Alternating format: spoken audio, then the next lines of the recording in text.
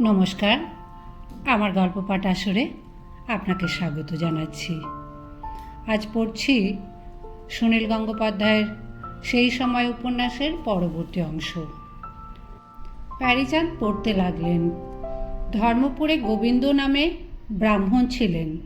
তাহার দুই পুত্র, তন্মধ্যে একজন ভোজনবিলাসী, অর্থাৎ অন্নে ও ব্যঞ্জনে যদি কোনো দোষ থাকিত তাহা দুর্গেয় হইলেও ওই অন্নের ও ওই ব্যঞ্জনের ভক্ষণে তাহার প্রবৃত্ত হইত না। দ্বিতীয় শয্যাবিলাসী, অর্থাৎ শয্যায় কোনো দুর্লক্ষ বিঘ্ন ঘটিলেও সে তাহাতে শয়ন করিতে পারিত না। এই এক এক বিষয়ে তাহাদের অসাধারণ ক্ষমতা ছিল। এই দৃশ্য বিস্ময়জনক ক্ষমতার বিষয় তত্রত্য নরপতির গর্ণগোচর হইলে তিনি তাহাদের ওই ক্ষমতার পরীক্ষার্থে সাতিশয় কৌতূহলাবিষ্ট হইলেন এবং উভয়কে রাজধানীতে আনাইয়া জিজ্ঞাসিলেন, তোমরা কে কোন বিষয় বিলাসী? পড়া থামিয়ে প্যারীচাঁদ জিজ্ঞেস করলেন, কেমন এমন সুললিত অথচ সুগম্ভীর বাংলা ভাষা তোমরা আগে শুনেছ কি? এই ভাষা কি অবজ্ঞার বস্তু? একমাত্র রাধানাথ ব্যতীত আর সকলেই উচ্চ প্রশংসা করলেন। দক্ষিণারঞ্জন বললেন, রচনাটি তো সুন্দর বটে, কিন্তু এমন বই কিনবে কে? বাংলা ভাষার গ্রন্থ ভদ্র শ্রেণীর লোকেরা কিনতে চাইবে কি? প্যারীচাঁদ বললেন, আমি শুনেছি বইটি প্রকাশ হওয়া মাত্রই বেশ একটি শোরগোল পড়ে গেছে। মার্শাল সাহেব ফোর্ট উইলিয়াম কলেজের জন্য এই বই 100 কপি কিনে নিয়েছেন। পাঠকরাও এই বই কেনার জন্য হুড়হুড়ি করছে। লোকের মুখে মুখে রটে গেছে যে এখানেই বাংলায় প্রথম সাহিত্য পদবাচ্য গ্রন্থ। এর লেখক ঈশ্বরচন্দ্র সম্পর্কেও লোকের দারুণ কৌতূহল। রাধানাথ বেশ বিমূঢ় বোধ করলেন। দেবেন্দ্র ঠাকুর, অক্ষয় দত্ত, ঈশ্বরচন্দ্র বিদ্যাসাগর এইসব ব্যক্তিদের তিনি নামও শোনেননি আগে। তবু দেবেন্দ্র ঠাকুর না হয় বোঝা গেল, বিখ্যাত দ্বারকানাথের জ্যেষ্ঠ সন্তান। কিন্তু অক্ষয় দত্ত, ঈশ্বরচন্দ্র বিদ্যাসাগর এইসব অজ্ঞাত কুলশীলরা কারা? রাধানাথ প্যারীচাঁদকে জিজ্ঞেস করলেন যে তিনি এদের চেনেন কিনা। প্যারীচাঁদ কলকাতার পাবলিক লাইব্রেরির ডেপুটি লাইব্রেরিয়ান। নবীন লেখকদের সম্পর্কে তার আগ্রহ থাকবেই। তিনি বললেন, এই ঈশ্বরচন্দ্র কিছুদিন সংস্কৃত কলেজের অ্যাসিস্ট্যান্ট সেক্রেটারি ছিলেন। সেই সময় ওর সঙ্গে আমার পরিচয় হয়। রাগ করে এখন চাকরি ছেড়ে দিয়ে বই লিখছেন। আমি কিন্তু ওকে দেখেই বুঝেছিলুম ওই মানুষটির ভেতরে আগুন আছে। দেবেন্দ্র, অক্ষয় কুমার, ঈশ্বরচন্দ্র এরা সবাই আমাদিগের চেয়ে বয়সে ছোট। তবু আমি বলবো এরা দেশের জন্য বড় কাজ করছেন। রামগোপাল বললেন, সে কথা ঠিক। দেবেন্দ্রবাবু ব্রাহ্মধর্ম প্রচার করে দেশের মহৎ উপকার করছেন। ইয়াংম্যানরা যে দলে দলে খ্রিস্টান হচ্ছিল তাও অনেকটা বন্ধ হয়েছে। রাধানাথ জিজ্ঞেস করলো, এই ব্রাহ্মধর্ম ব্যাপারটা can you explain to me thoroughly? খুব শুনছি। প্যারীচাঁদ বললেন, সে আমি তোমায় পরে বুঝিয়ে বলবো। এরা কুসংস্কারাচ্ছন্ন হিন্দু ধর্মের ওপর একটা আঘাত হেনেছেন। দক্ষিণারঞ্জন বললেন, সে আঘাত আমরাই কি আগে হানিনি? সব কৃতিত্ব এদের দিচ্ছ কেন? হিন্দু গোঁড়ামির বিরুদ্ধে আমাদের রসিককৃষ্ণের চেয়ে বড় কথা এ পর্যন্ত কে বলেছে? ছাত্রাবস্থায় রসিককৃষ্ণ মল্লিক একটি কাণ্ড বাঁধিয়ে কলকাতা শহরে তথা হিন্দু সমাজে দারুণ আলোড়ন তুলেছিলেন। কোনো এক মামলায় সুপ্রিম কোর্টে তাকে সাক্ষ্য দিতে ডাকা হয়েছিল। প্রত্যেক সাক্ষীকে আগে শপথ গ্রহণ করতে হয়।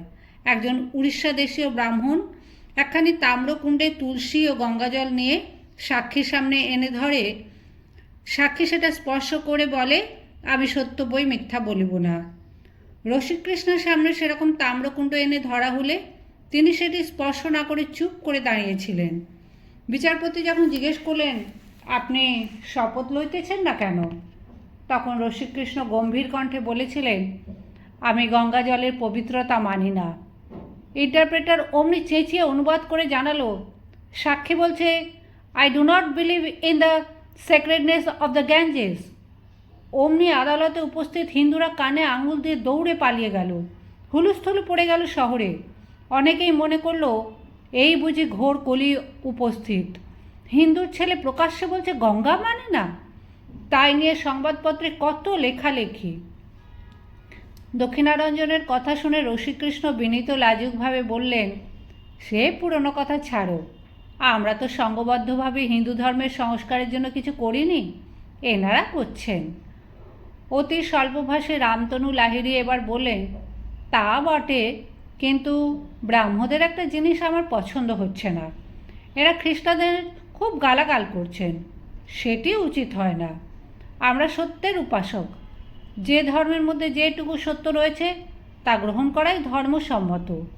সত্যের অনুসন্ধানের জন্য সবার মন মুক্ত থাকা দরকার। দক্ষিণারঞ্জন বললেন, খ্রিস্টানরাও আমাদের কম গাল দেয় না, ওদের মতে তো হিন্দু ধর্ম ধর্মই নয়। প্যারীচাঁদ বললেন, খ্রিস্টানদের মধ্যেও কুসংস্কারগ্রস্ত অনেকে রয়েছে, তাদের জবাব দিতে গিয়ে আমরাই বা কেন কুসংস্কারে আশ্রয় লব? রামগোপাল বললেন, ব্রাহ্মদের অনেক কিছুই ঠিক, কিন্তু ওনারাও তো জাতির পাঁতি ছাড়েননি। সবাই এক ধর্মের উপাসক, অথচ কেউ পৈতেধারী, কেউ বেদ পাঠে অনধিকারী। এ আবার কেমন কথা? রামতনু বললেন, ওনারা তত্ত্ববোধিনী কাগজে লিখছেন যে বেদ অভ্রান্ত ঈশ্বর বাণী, অথচ অনেকেই তা মনে মনে বিশ্বাস করে না। এ তো কপটতা। এই জন্য আমি তা আর তত্ত্ববোধিনী পত্রিকার গ্রাহক রব না ঠিক করেছি। রামগোপাল বললেন, তনু তনু তুমি এত উত্তেজিত হচ্ছ কেন? তত্ত্ববোধিনীতে পাঠ্য বিষয় আরও অনেক কিছু থাকে। রসিকৃষ্ণ বললেন, এসব আলোচনা থাক, এবার ডেভিড হেয়ারের স্মৃতিসভায় কে কে বক্তৃতা দেবেন তা ঠিক করে ফেলো। 1 জুন তো এসে গেল। রাধানাথ, তুমি যখন এখানে আছো, তুমি এবার কিছু বলো না। রাধানাথ বললেন, স্পিচ কি বাংলায় ডেলিভারি করতে হবে নাকি? প্যারীচাঁদ হেসে বললেন, না না, তুমি ইংরেজিতেই বলো, কিন্তু বাংলাটা এবার শিখে নাও। ইংরেজি শিক্ষিত ব্যক্তিরা এখন আর বাংলাকে অবজ্ঞার চোখে দেখে না। এদেশের শিক্ষা বিস্তারের জন্য বাংলা ভাষাকেই অবলম্বন করতে হবে, বিশেষত যদি স্ত্রী লোকদের শিক্ষা দিতে হয়।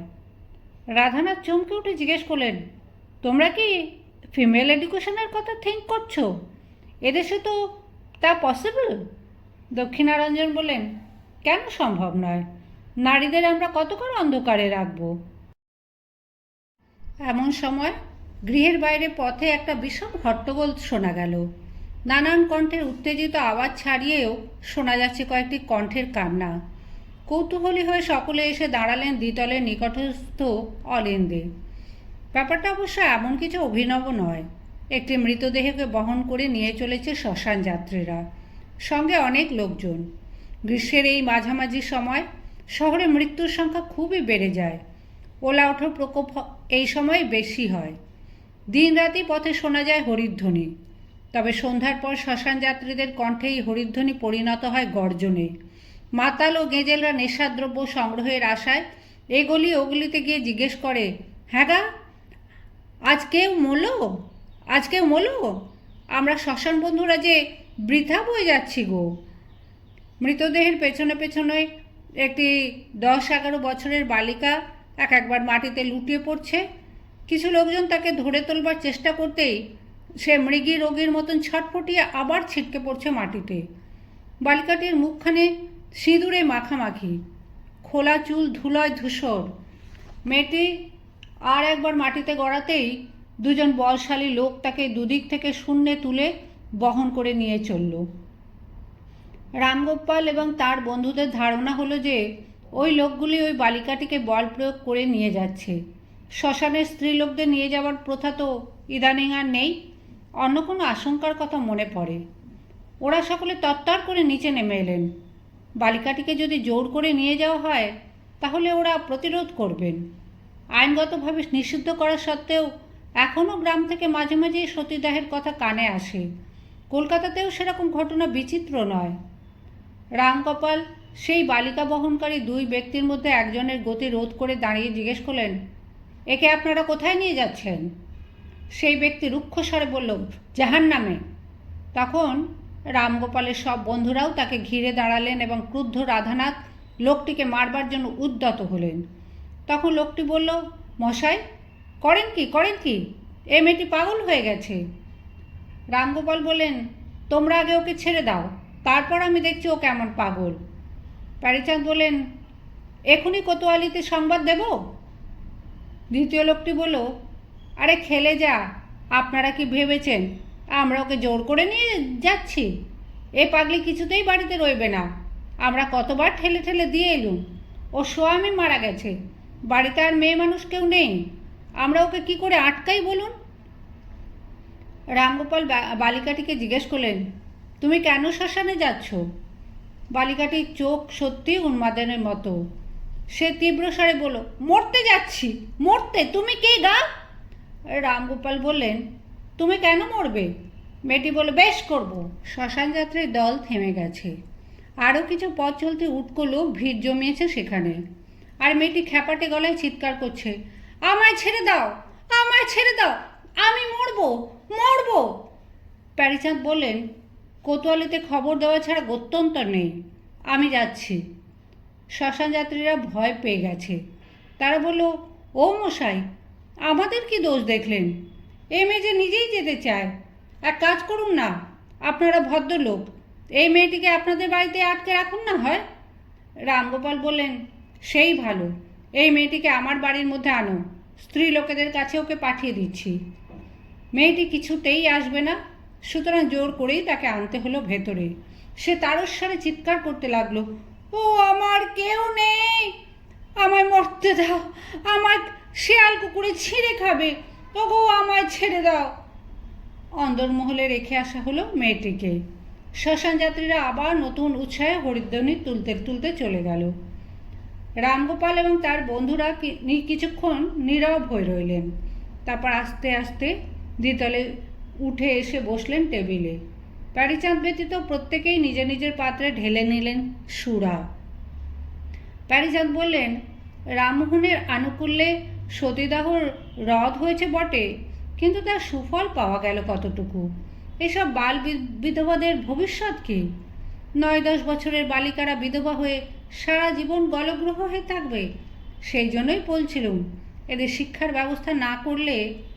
রামগোপাল মুখ তুলে গম্ভীরভাবে বললেন, শুধু শিক্ষার ব্যবস্থা করলেই হবে না, এসব বিধবাদের বিবাহেরও ব্যবস্থা করতে হবে। দক্ষিণারঞ্জন বললেন, ঠিক কথা। শিবচরণ বললেন, তাহলে কি এইসব বিধবাদের খ্রিস্টান হতে বলছো?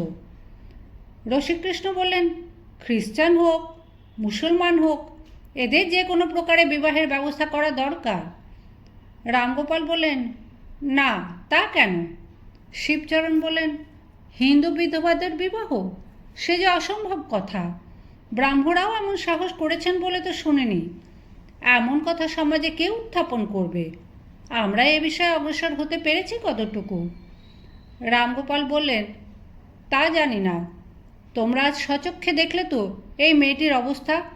এসব দুঃখিনী মেয়েদের দুঃখ দূর করার জন্য কেউ যদি এদের বিবাহ আইন সিদ্ধ করতে পারে, তবে আমি সর্বতোভাবে তার পাশে গিয়ে দাঁড়াবো। রাধানাথ ইংরাজিতে বলল, তোমরা এসব কি বলিতেছ হে? তাহলে তো আমাকেও শীঘ্রই কলকাতায় বদলি হইয়া আসিতে হয়।